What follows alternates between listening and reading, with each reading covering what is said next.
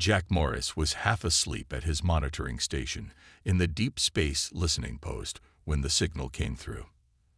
At first, he thought he was dreaming. In his 15 years of watching the stars for signs of alien life, all he'd ever heard was empty static. But there it was, a clear, structured transmission cutting through the darkness of space. "Hey Sarah, you need to see this," he called out to his supervisor, his hand shaking as they flew across the control panel. I think this is it. First contact." Sarah Chen walked over, her coffee cup forgotten in her hand. As she leaned over Jack's shoulder, her eyes widened. The signal was unlike anything they'd ever seen before, not random space noise, but a clearly encoded message. It took their computers just 3 minutes to decode it. What they heard made their blood run cold. "Please, if anyone can hear us, we beg for help." The alien voice was filled with fear. "We are the Kalari. Our worlds have fallen. The Vorkath hunt us. They see us only as prey. Our last colony ship carries the survivors of our civilization. Children, elders, the last of our kind. We cannot fight them anymore. To any spacefaring race who hears this, we beg you, help us survive." Within an hour, the message had reached every major government on Earth. The United Earth Defense Council called an emergency meeting. Admiral Chen, Sarah's mother, stood before the world's leaders with a grim expression. "The situation is complicated," she explained. "Our main fleet, including all our modern warships, is currently 7 light-years away, establishing our first colonies in the Proxima Centauri system. They cannot return in time. All we have in Earth's orbit is the Home Guard. The Home Guard, Earth's backup fleet, old ships, training vessels, converted civilian craft. The ships that weren't good enough to join the main fleet. We cannot risk Earth's defense force on an alien species we've never met," General Roberts argued. "For all we know, this could be a trap." But then they received more transmissions. The Kalari ship's distress beacon showed 50,000 life signs aboard. Scans confirmed they were being pursued by much larger vessels. The fear in their voices was real. Sarah Chen, now called to advise the council due to her expertise in xenolinguistics, stood up. "The Kalari are running out of time. Their ship's engines are failing. Yes, we only have the Home Guard, but sometimes having old ships is better than having no ships at all. And if we ignore this call for help, what does that say about humanity?" The council chamber fell silent. Everyone knew what was at stake. If they sent their weakest ships and failed, Earth would be virtually defenseless until the main fleet returned. But if they did nothing, 50,000 innocent lives would be lost. President Rodriguez looked around the room, then stood up. "Throughout human history, we've faced moments that defined who we are as a species.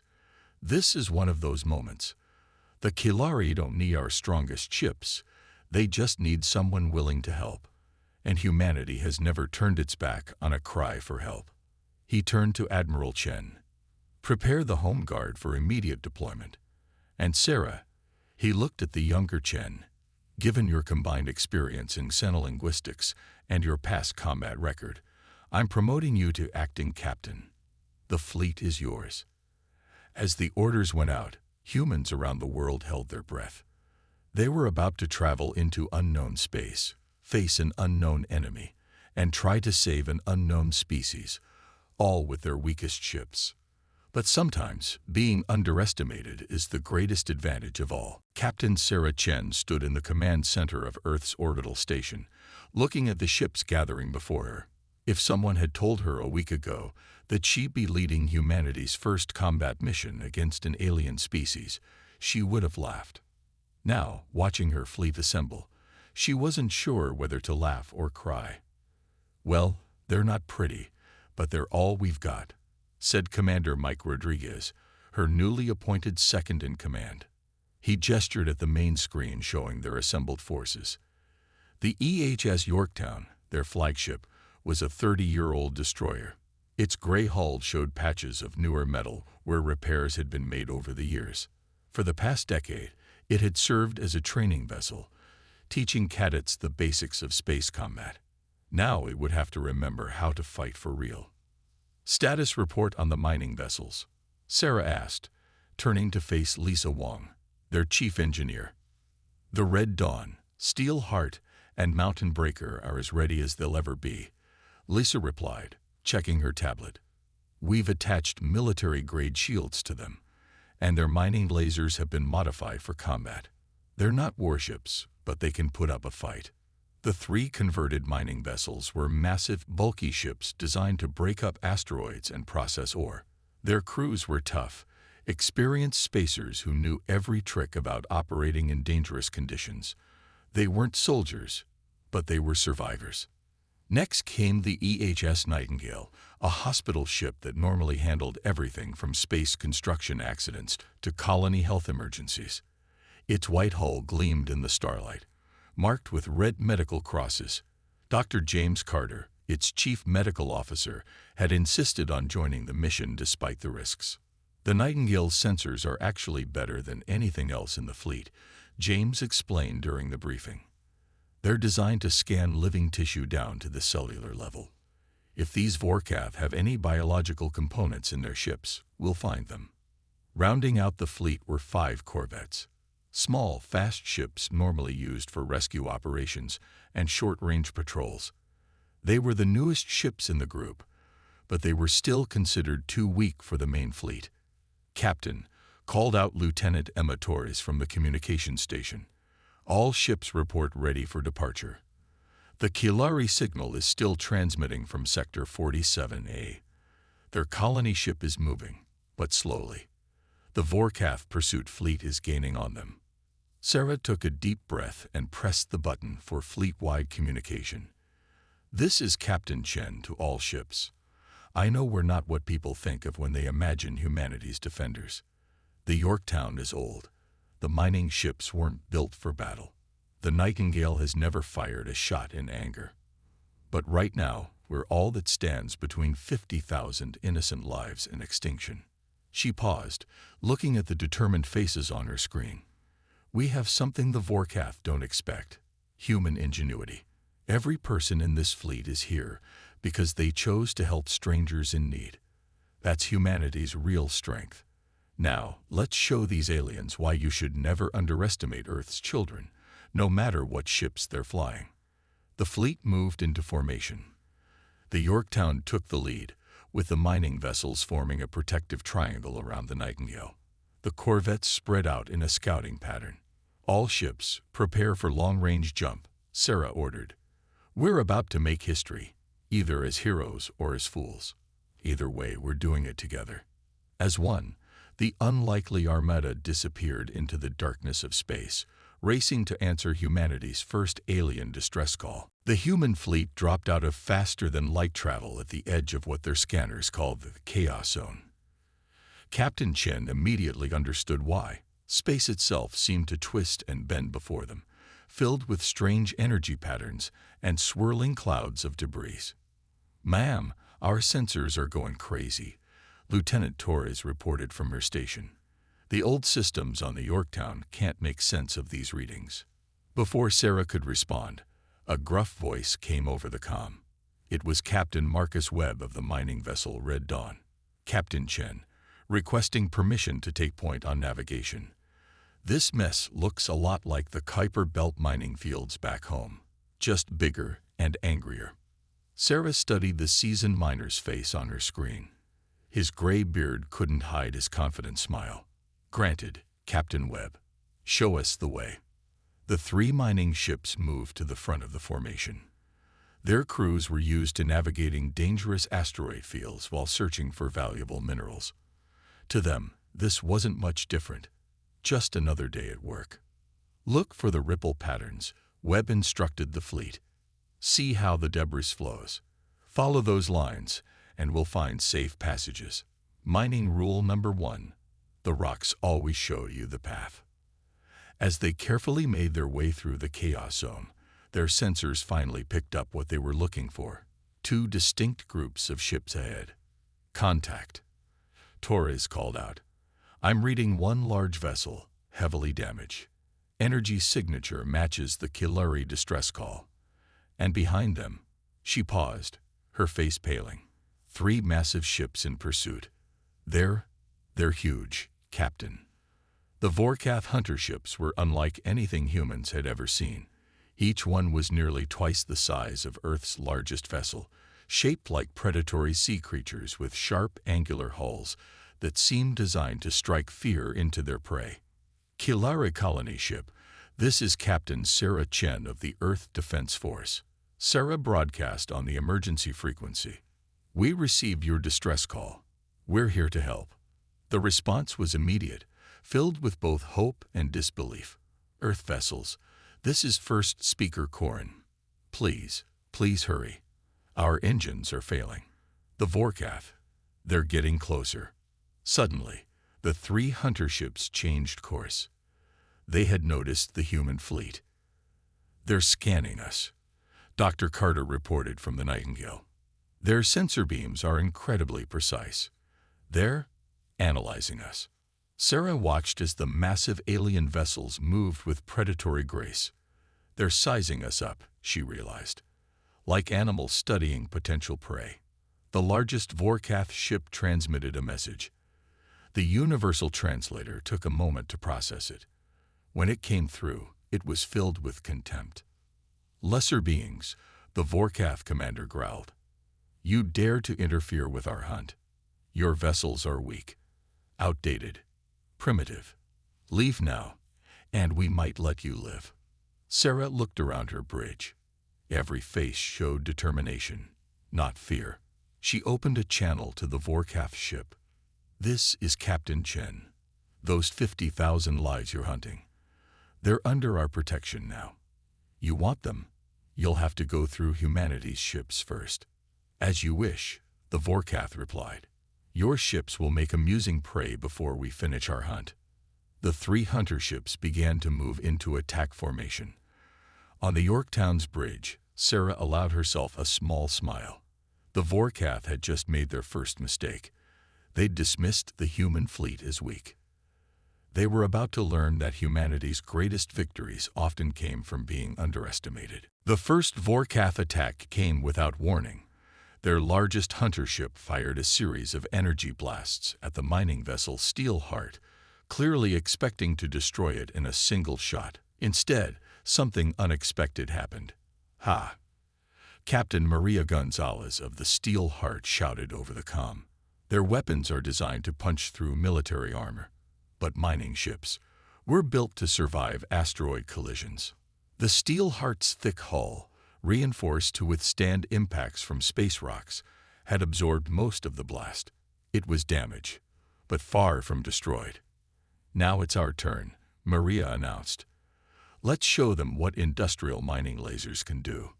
The Steelheart's main cutting beam, normally used to slice through asteroid cores, fired directly at the hunter ship. The Vorkath vessel tried to deflect it with its energy shields, but the mining laser was different from any weapon they'd encountered. It wasn't designed to explode or disable. It was designed to cut. The beam sliced through their shields and carved a long gash in the hunter ship's hull. Their armor is strong against impacts, Dr. Carter reported from the Nightingale, his medical sensors scanning the enemy ships. But it's not designed to resist continuous cutting beams. And Captain, their ships, they're partially biological. I'm detecting living tissue integrated with their technology. Sarah quickly understood the advantage this gave them. All ships, new strategy. Mining vessels, keep using those cutting lasers. Nightingale, start broadcasting disruption frequencies targeting their biomechanical systems. The Vorkath launched fighters, sleek, predatory craft that moved like hungry sharks. They headed straight for the Yorktown, expecting an easy kill against the old destroyer. Watch this, Commander Rodriguez grinned. Show them why experience beats fancy technology. Training maneuver Delta 7. The Yorktown suddenly performed a series of movements that seemed to make no sense. It spun, rolled, and changed direction in ways that violated every rule of space combat. The Vorkath fighters, their combat computers trying to predict the Yorktown's next move based on standard military tactics, couldn't track it. 30 years teaching cadets how not to fly. Rodriguez explained as 3 enemy fighters shot past them, missing completely. You learn all the wrong moves that somehow work. Meanwhile, the corvettes darted between the massive hunter ships, too small and fast to be easily targeted. They weren't causing much damage, but they were forcing the Vorkath to constantly adjust their shields, creating openings for the mining vessel's lasers. The Nightingale, protected in the center of the formation, began broadcasting carefully calculated frequencies. The effect on the Vorkath ships was immediate. Their movements became less coordinated as their biological components reacted to the disruption. The frequencies are working, Dr. Carter called out. It's like giving their ships a severe migraine. But the Vorkath were far from defeated. One of their hunter ships managed to land a direct hit on the Red Dawn, crippling its engines. Another launched a barrage that overwhelmed one of the corvettes, destroying it completely. We've lost the Swift Wind, Torres reported, her voice shaking. All hands lost. Sarah felt the weight of those deaths, but there was no time to mourn. The Vorkath were learning, adapting to their tactics. But they still hadn't realized their biggest mistake. They were fighting like predators, attacking targets one by one, while the human fleet fought as a team. All ships, form up on the Yorktown, Sarah ordered. Time to show these hunters what happens when prey learns to fight back. Humanity didn't climb to the top of Earth's food chain by being easy targets. The battle was far from over, but for the first time in their history, the Vorkath were learning what it meant to be the hunted instead of the hunters. Captain Sarah Chen watched as her damaged fleet regrouped around the Yorktown. The old destroyer's engines were struggling, venting plasma from multiple hull breaches. 2 of their corvettes were gone, their crews lost to the cold darkness of space. But they had also hurt the Vorkath. One hunter ship was trailing debris, its biomechanical systems disrupted by the Nightingale's broadcasts. Status report, Sarah ordered, wincing as she pressed a hand against her bruised ribs. The last attack had thrown her against the command console. The Red Dawn's engines are dead, Torres reported. They're running on emergency power. Steel Heart and Mountain Breaker are at 60% capacity. The Nightingale's shields are failing, but their medical systems are still working. Sarah studied the tactical display, watching how the Vorkath ships moved. Something about their attack pattern caught her attention. Look at this, she said, pointing to the screen. Every time we damage one of their ships, the others don't try to protect it. They just look for easier targets. Commander Rodriguez nodded slowly, like wolves abandoning an injured pack member to chase weaker prey. Exactly. Sarah's eyes lit up with understanding. They don't fight like soldiers. They fight like predators. And predators have weaknesses. They get confused when prey doesn't act like prey. She opened a channel to all ships. New plan, everyone. The Vorkath expect us to either run or fight normally. So let's do neither. Mining vessels, use your gravitational towing beams on the debris field. Captain Webb's voice came back, understanding in his tone. Just like clearing an asteroid field in reverse. We can fill their flight paths with debris. The 3 mining ships activated their powerful towing beams, designed to move large space rocks. They began pulling chunks of destroyed ships and natural debris into carefully calculated positions. The Vorkath ships, their targeting systems designed to track vessels, suddenly found their sensors cluttered with hundreds of moving objects. Nightingale, Sarah continued, modify your medical broadcasts. Don't just disrupt their biosystems.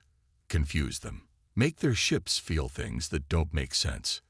Dr. Carter's team quickly adjusted their frequencies. The Vorkath vessels began moving erratically as their living components received conflicting sensations. Heat where there should be cold, pressure where there should be none. Corvettes, weave through the debris field, Sarah ordered. Make them chase you, but keep them guessing. And Yorktown, we're going to do something really stupid. She turned to her helmsman. Remember that training maneuver that always fails.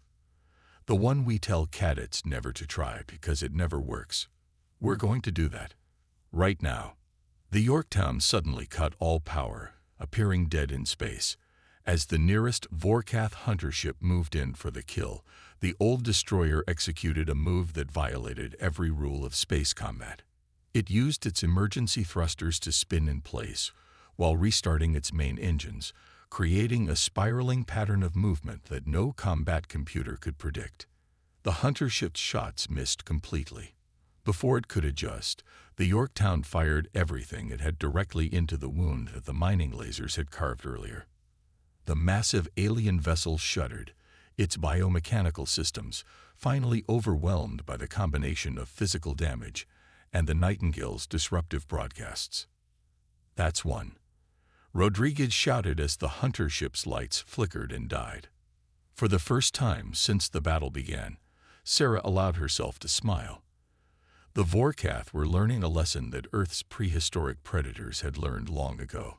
Sometimes the prey evolves to become more dangerous than the hunter, and humanity had millions of years of practice at turning the tables on predators. On the bridge of his command ship, Vorkath Supreme Hunter Krasthul watched in disbelief as one of his mighty hunter ships drifted powerless through space.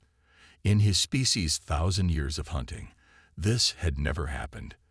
Their prey was supposed to run, to die, or to fight in predictable ways that made them easy to kill. These humans did none of those things. Supreme Hunter, his second-in-command, reported, mandibles clicking in agitation. The human vessels are helping the Kiluri ship while fighting us. They are sending repair crews across even as they battle. Through the view screen, Krasthul watched as small shuttles darted from the human hospital ship to the damaged Kiluri colony vessel. Even under fire, the humans were trying to save lives. Meanwhile, the remaining human ships continued their bizarre attack patterns. The mining vessels had turned the battlefield into a chaotic maze of moving debris. The old warship kept performing maneuvers that made no tactical sense but somehow worked. And that cursed hospital ship's broadcasts were making his crew physically ill. Impossible, Krasthul growled. They are prey. Prey does not act like this. Prey does not turn tools into weapons. Prey does not help other prey while being hunted. Prey runs. Aboard the Yorktown, Captain Chen was organizing the next phase of their plan. The Red Dawn, despite its dead engines, was using its towing beams to clear a path through the debris field.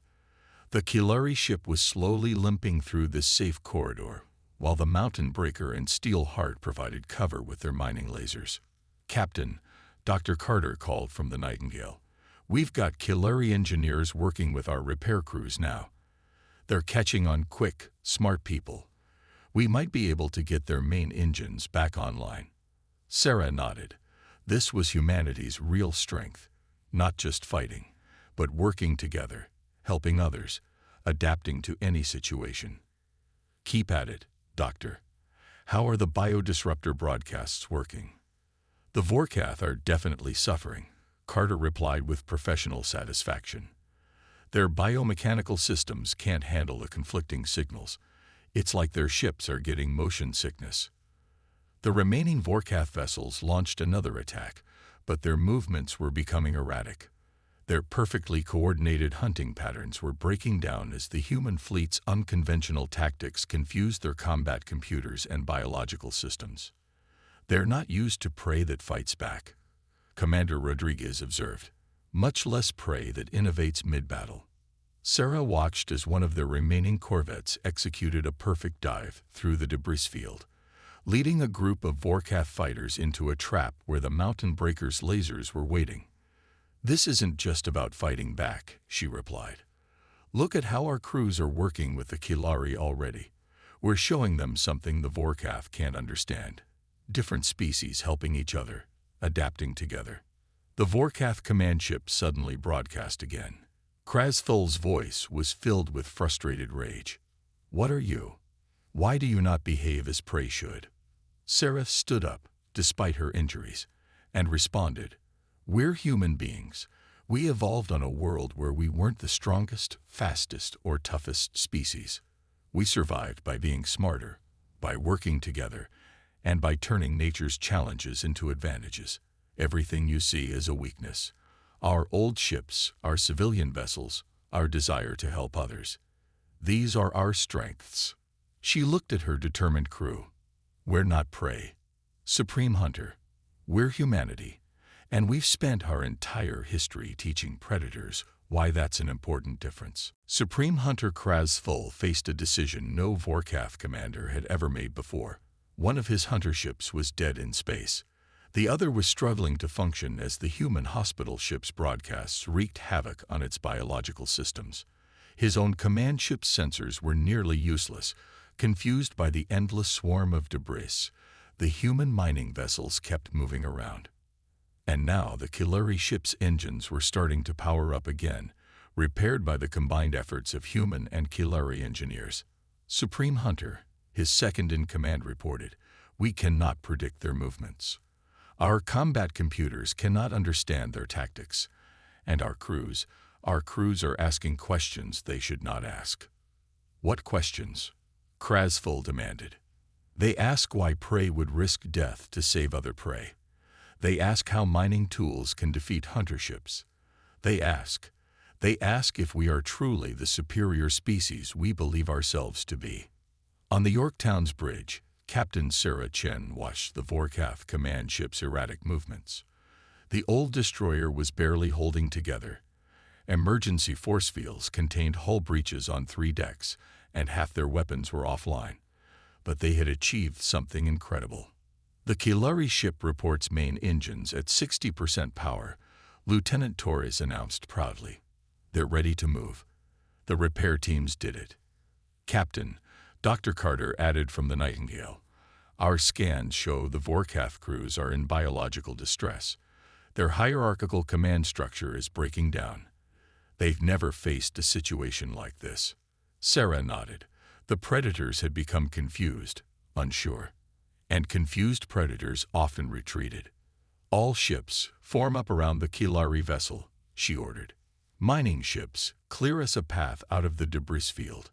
Corvettes, stand ready. Let's show them our final card. We're willing to let them leave." She opened a channel to the Vorkath command ship. "Supreme Hunter, this is Captain Chen. You've lost one ship. Another is crippled. Your tactics don't work against us. We will protect the Kilari all the way back to Earth if we have to. But we're giving you a choice. Leave now and survive to learn from this day." The pause that followed seemed to stretch forever. When Krasful finally responded, his voice carried something the Vorkath had never shown before: uncertainty. "You could have run when we first attacked. You could have hidden in the debris field. Instead, you fought with broken ships and tools that should not be weapons. You helped others while under attack. Nothing in our history explains this." "That's humanity's greatest strength," Sarah replied. "We don't follow your rules. We make our own." The Vorkath command ship suddenly began to turn. The damaged hunter ship followed, leaving their powerless companion behind. "Remember this, humans," Krasful transmitted. "You have done what no prey species has ever done. You have made the Vorkath think. We will remember that Earth's weak ships defeated our strong ones. We will remember that your strange ways confused our perfect tactics. The hunt is yours." The remaining Vorkath ships disappeared into faster-than-light travel, leaving the battlefield quiet except for the background hum of engines and the continuing work of repair crews. First Speaker Korin of the Kilari spoke next, his voice filled with wonder. "When we sent our distress call into the darkness, we hoped for saviors with mighty warships. Instead, we found humans who taught us that true strength lies not in the power of your ships, but in the ingenuity of your mind and the courage of your heart." Sarah looked around at her battered but undefeated fleet. They had taken humanity's weakest ships and shown the galaxy something important. Never judge Earth by the strength of its weapons, but by the spirit of its people. "All ships," she ordered, smiling despite her exhaustion. "Let's go home. We have 50,000 new friends to help us tell this story."